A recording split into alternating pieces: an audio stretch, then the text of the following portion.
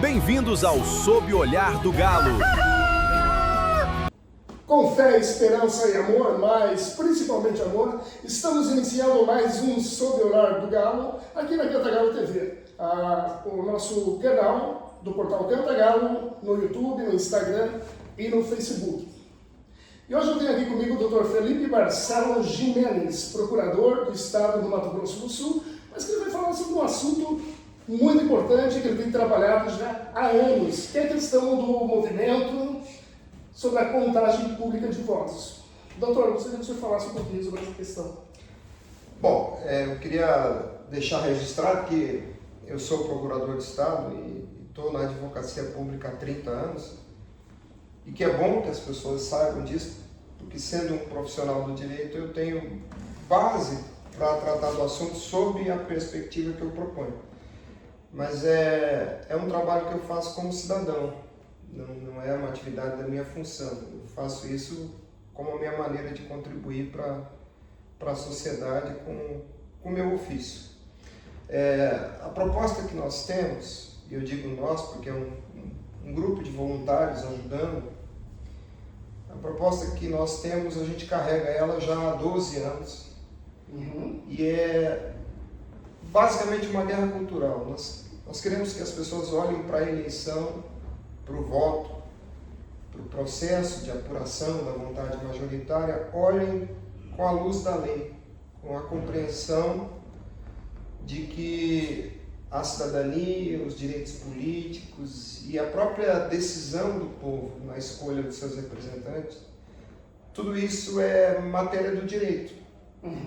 E nós propomos que as pessoas parem de olhar para esse problema com a perspectiva informática, tecnológica, instrumental. Porque esses mecanismos, eles são apenas instrumentos de algo muito maior, que é a deliberação de um povo. E a guerra cultural tem sido exatamente recolocar o assunto nos trilhos. Doutor, a contagem pública de votos, só para a gente entender melhor, não estamos falando de voto impresso como era antigamente. Veja, quando se fala que um ato é público, nós estamos falando que ele é compreensível para o povo. O princípio constitucional da publicidade determina que a ação dos agentes públicos seja compreensível para o povo. Publicidade é exatamente isso, ser público. Exato. E ser público é estar no domínio do povo. Em relação ao fato, esse domínio é o domínio cognitivo, é o domínio da compreensão. Então, o ato público não é o ato do agente público. O ato público é o ato que está na compreensão do povo. Por exemplo, uma colisão de dois veículos numa esquina movimentada em frente a uma lanchonete. É um ato público, é um ato compreendido pelo povo. Certo. Os agentes públicos, ao se desincumbirem das suas funções, eles devem atuar de maneira que o povo entenda o que ele está fazendo, para respeitar justamente a soberania do povo. Afinal de contas, no regime de democracia, a soberania é do povo. Então há necessidade de que o agente público haja sempre de forma compreensível para o povo. E aí quando você coloca, se nós estamos falando de voltar a fazer como antigamente, você percebe que a sua pergunta ela vai numa linha da ferramenta. E o que nós propomos é que se discuta o ato. Seja como for que se proceda respeitando o princípio constitucional da publicidade. Agora, como é que se pode fazer alguma coisa dentro da dimensão eletrônica, no ambiente dos elétrons, de modo que seja diretamente compreensível para o povo? Não é possível. Para que o cidadão veja, entenda como que os votos estão sendo tratados e como que a vontade do povo está sendo respeitada, é preciso, por uma razão humana, que o voto exista na matéria. Certo. E essa razão jurídica é o motivo pelo qual um país que põe eletrônica no vaso sanitário dê ao voto uma existência concreta. Eu estou falando do Japão. Não há nenhuma dúvida de que O Japão é um país de avançada tecnologia, como Israel, como Holanda, Noruega, Alemanha, Índia. E esses países põem o voto na matéria. E aí é bom explicar o que eu quero dizer com isso. Matéria, algo que tem densidade, volume. A urna mesmo. Não necessariamente a urna, porque a urna é o repositório. O sentido de urna é justamente repositório. Por exemplo, uma urna funerária, um caixão de defuntos. É o lugar onde você deposita o cadáver. A urna eleitoral é o depósito onde se coloca o voto. A questão é o próprio voto. Como que um ser humano, que não é dotado por Deus, para ter domínio direto de elétrons, pode dominar diretamente o voto? E como ele pode ver o confronto dos votos e entender que está sendo ali respeitada a vontade da maioria? Para isso é preciso que o voto exista materialmente. Há uma visão um pouco folclórica de que haveria no papel uma ação retrógrada. Quem faz essa perspectiva, essa projeção, essa afirmação equivocada, não tem a compreensão do que é de fato tecnologia. Tecnologia é a capacidade de realizar trabalho. Se eu pretendo, por exemplo, beber água, eu utilizo um copo, que é uma das coisas mais antigas que existem. Exato. Eu não utilizo um celular de última geração, um computador de última geração. Por quê? Porque o copo tem a tecnologia para realizar esse trabalho. A questão é, se eu sei o que é o voto, de fato sei, e muita gente não sabe o que é voto, muita gente pensa que o voto é apenas uma informação. O voto não é apenas uma informação, o voto é um objeto jurídico e ele tem na sua essência o significado de compromisso. Se eu sei o que é o voto, se eu sei o que é o sufrágio, e sufrágio não é voto, nem é direito a voto, sufrágio é um processo de deliberação, onde na essência está o fragor público do voto. Na palavra sufragor, sufragium no latim, está na essência o fragor público do voto, que é a possibilidade de se ver o confronto das vontades individuais na apuração da vontade majoritária. Se a pessoa sabe o que é isso, ela sabe o que significa a cláusula pétrea do voto direto, que é uma cláusula de pedra da nossa Constituição, e que está em qualquer democracia. O fato de que um cidadão numa democracia deve dominar diretamente seu voto. E o que significa diretamente? Sem intermediário. Como é possível que um ser humano domine diretamente, sem intermediário, alguma coisa que está na dimensão eletrônica? Então, nós partindo disso, então hoje a urna eletrônica seria até inconstitucional? É um instrumento absolutamente inadequado para se tratar o voto num regime de democracia. Sim, taxativamente. O voto puramente eletrônico é inconstitucional porque contraria o princípio da publicidade no escrutínio e contraria o domínio direto na cláusula pétrea do voto direto que está no artigo 60, parágrafo 4º, inciso 2 da nossa Constituição. É a razão jurídica que eu estou colocando para você que explica porque um país avançado como Israel põe o voto no papel. Veja, não é só uma questão de ser papel, é uma questão de ser matéria, uma questão de ter concretude. Quando, por exemplo, a Corte Constitucional da Alemanha recusou o voto eletrônico, ela recusou por uma razão jurídica, não foi por uma razão informática. Então, de fato, a urna eletrônica, essa coisa chamada de urna eletrônica, na verdade nós deveríamos dar um nome adequado. O voto virtual e o escrutínio virtual, que necessariamente é secreto por ser virtual. Esses instrumentos são adequados para se fazer uma eleição numa democracia? Não. Justamente por essa razão, a Corte da Alemanha recusou, a Corte da Índia recusou, da Holanda recusou, e países como Japão e Israel nem experimentaram. Por que o Tribunal Superior Eleitoral ele não discute essa questão? Entra presidente do TSE, sai presidente do TSE, estão sempre na defesa da urna eletrônica, o atual presidente, inclusive nessa semana, que é auditável, que é isso, que é aquilo. Existe uma coisa em retórica que é a chamada falácia do espantalho. Sabe aquele boneco humanoide feito de roupa e palha, com chapéu, que a pessoa colocava antigamente no meio da roça de milho para espantar os pássaros? Sim. Aquele é o espantalho. O pássaro, quando vinha para o milho, ele via a figura humanoide, aquela figura humanoide passava a ter mais importância que a espiga de milho. E aquele pássaro, por saber que os humanos atacam os pássaros, ele ia embora. O que o pássaro faz quando ele vem ali, sobrevoa o espantalho e vai embora? Ele concentra a atenção dele no boneco. Certo. E ele abandona o principal, que é o milho. A falácia do espantalho, que é uma ferramenta do sofisma, dos sofistas, ela consiste exatamente nisso. Eu, num debate contigo, eu proponho um assunto paralelo, e se você não perceber que eu estou mudando o foco, e você começar a debater o assunto paralelo, que é o espantalho, você não debate o assunto principal, o cerne da questão. E perceba que o serviço eleitoral o tempo todo foca o debate na urna eletrônica, na auditoria, no software, nas hipotéticas auditorias que são feitas, que na verdade não são, por causa da auditoria do software que é feita de maneira estática.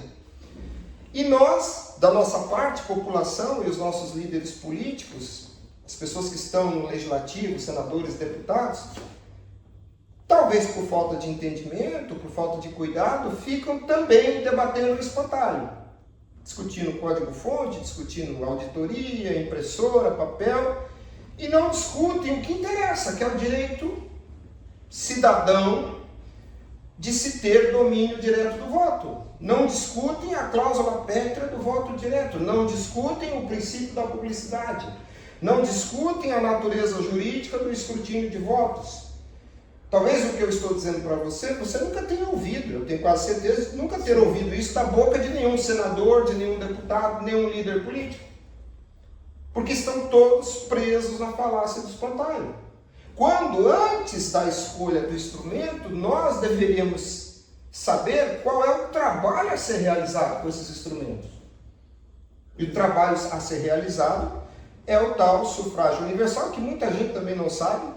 É um processo de deliberação. Sufrágio não é voto.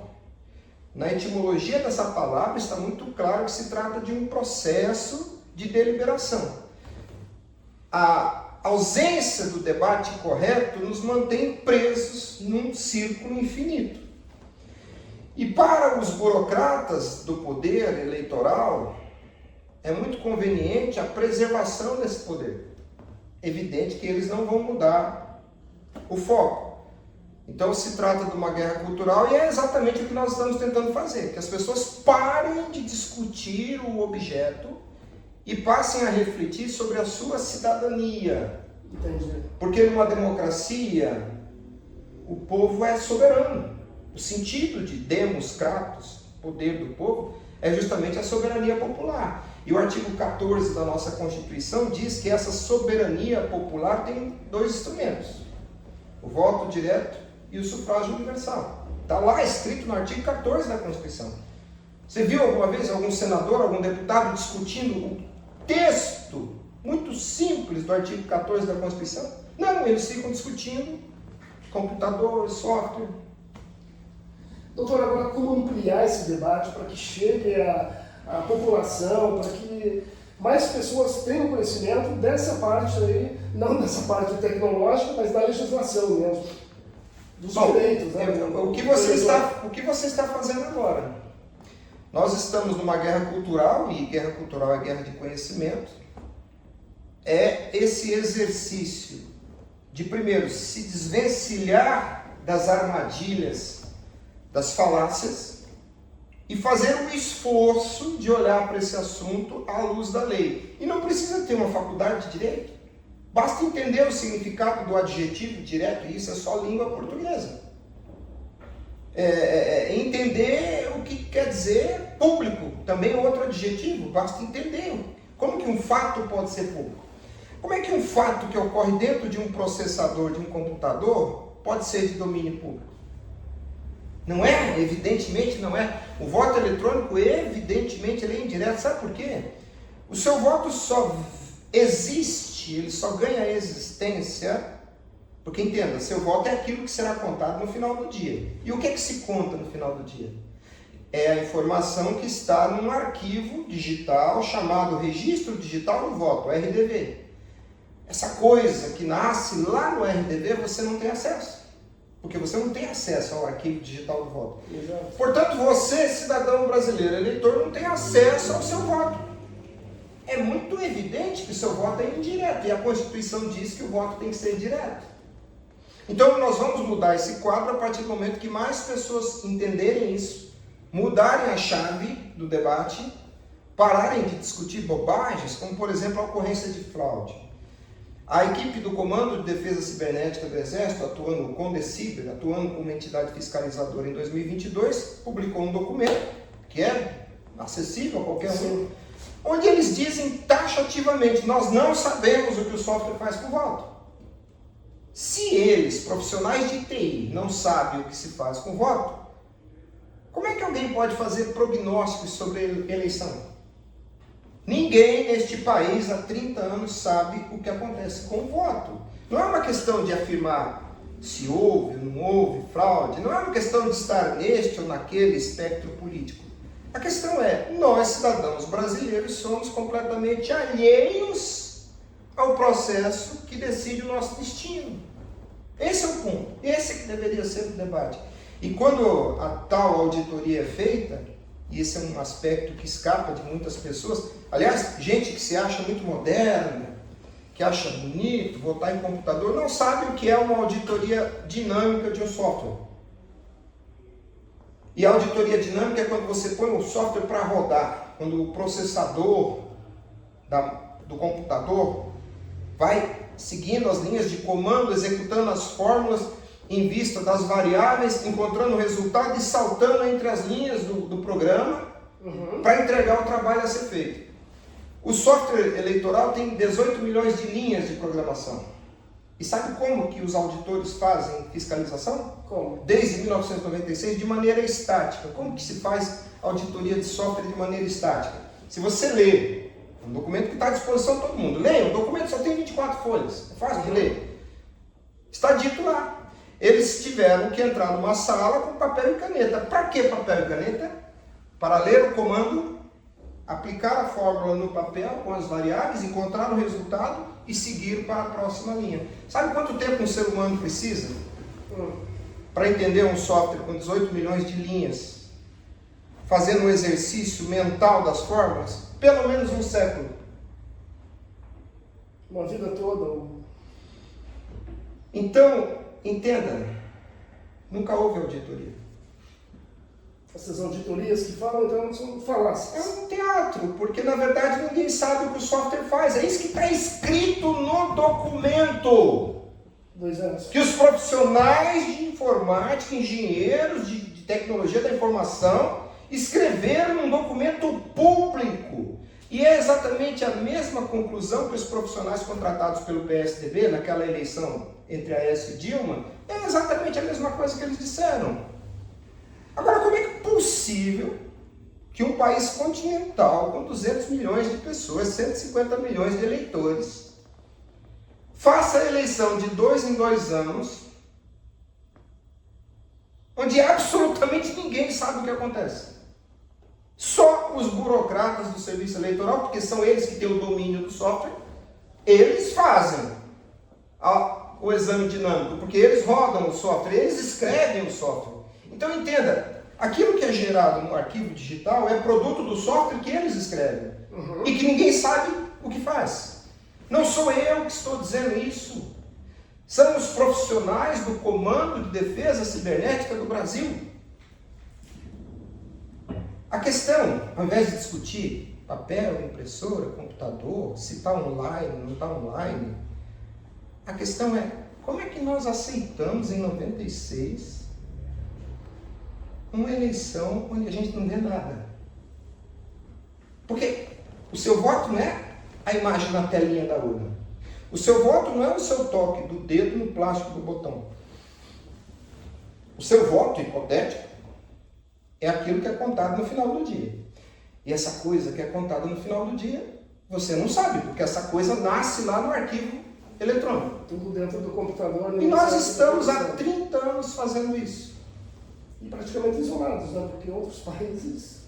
Sim, é Brasil, Butão e Bangladesh, com um detalhe. Butão e Bangladesh trabalham com urnas emprestadas pela Índia. Quando a Corte Constitucional da Índia chegou à conclusão disto que eu estou falando, a Índia começou a trocar o seu estoque de máquinas e adotou a urna de terceira geração. Conceitualmente, a urna de terceira geração, eu não gosto desse termo urna, porque ele é semanticamente inadequado. Urna é repositório, aquilo é uma máquina de votar. À medida que a Índia foi trocando as suas máquinas, Butão e Bangladesh, trabalhando com as máquinas emprestadas, passaram a trabalhar com máquinas de terceira geração. Você sabe que a Venezuela tem um equipamento superior ao nosso. Nosso equipamento é de primeira geração, é equivalente às TVs de tubo, aos primeiros celulares da década de 90. A Venezuela, já há algum tempo, faz eleição com urna de terceira geração. Qual era o truque do ditador? Eles faziam escrutínio público, contagem pública, em apenas 30% das sessões. A equipe de Corina Machado, que ajudou na campanha do Edmundo, que venceu a eleição, eles se organizaram e fizeram contagem pública em 80% das sessões. Porque o truque era, conta publicamente 30%, deixa 70% para o computador fazer a apuração. O que a equipe da Corina fez? Contaram em 80% das sessões eleitorais, pegaram as atas e tem a prova da vitória do Edmundo. Aqui nós não sabemos como os votos são contados, porque eles são contados no ambiente eletrônico. Doutor, isso, pelo que o senhor está falando, existe uma certa urgência em rever essa questão. Eu diria que nós estamos atrasados 30 anos. Só 30 anos. Doutor, eu sei que o senhor tem compromisso daqui a pouco, mas eu gostaria que o senhor comentasse mais alguma coisa que foi deixado de perguntar e que seja importante para os nossos internautas. Bom, o básico é isso, é a compreensão do que é o domínio direto do voto, e nós humanos não temos domínio direto do que está no ambiente eletrônico.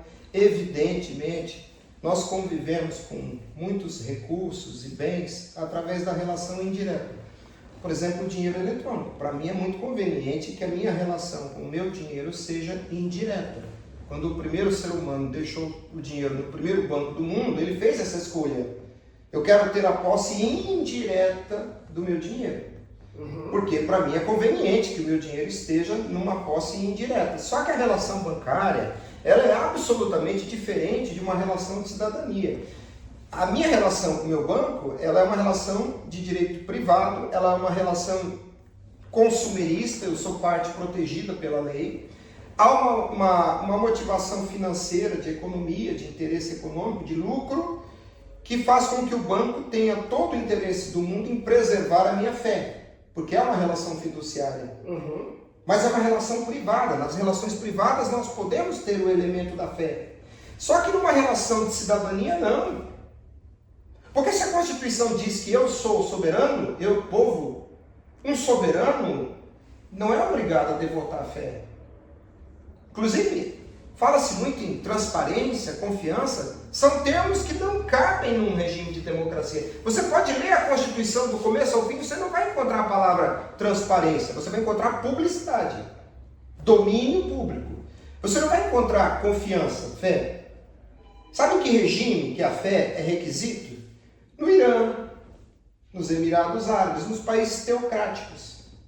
Certo. Porque é um país eclesiástico, de fé, teocrático. Eles não repetem o tempo todo que o Estado é laico? Quer dizer, o Estado é laico, mas eu tenho que ter fé no burocrata? Então o regime não é de democracia. O resumo da ideia é essa. Eu recomendo a leitura da obra Sereis como Deuses. No capítulo 4 dessa obra eu explico essa teoria.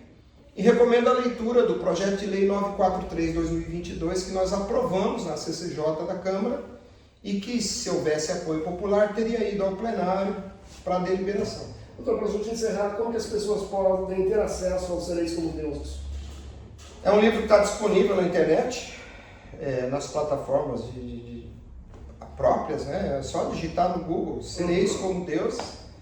Eu não sei se ele está disponível na versão eletrônica, mas eu recomendo, é uma leitura muito rica, porque o subtítulo do livro é O STF e a Subversão da Justiça. Então, é uma coleção de capítulos que aponta as várias falácias praticadas por essa composição atual da Corte Constitucional Brasileira. Então, trata de vários temas de interesse público que acabam repercutindo no nosso dia a dia, na nossa vida cidadã. Quero agradecer ao Dr. Gimenez aqui por essa entrevista esclarecedora. E, doutor, muito obrigado mesmo pela sua participação aqui no Sob o Olhar do Galo, na Canta Galo TV. E sucesso, doutor. Obrigado. E nós vamos encerrando mais um Sob o Olhar do Galo. Voltamos no próximo sábado com uma nova entrevista. Valeu, gente.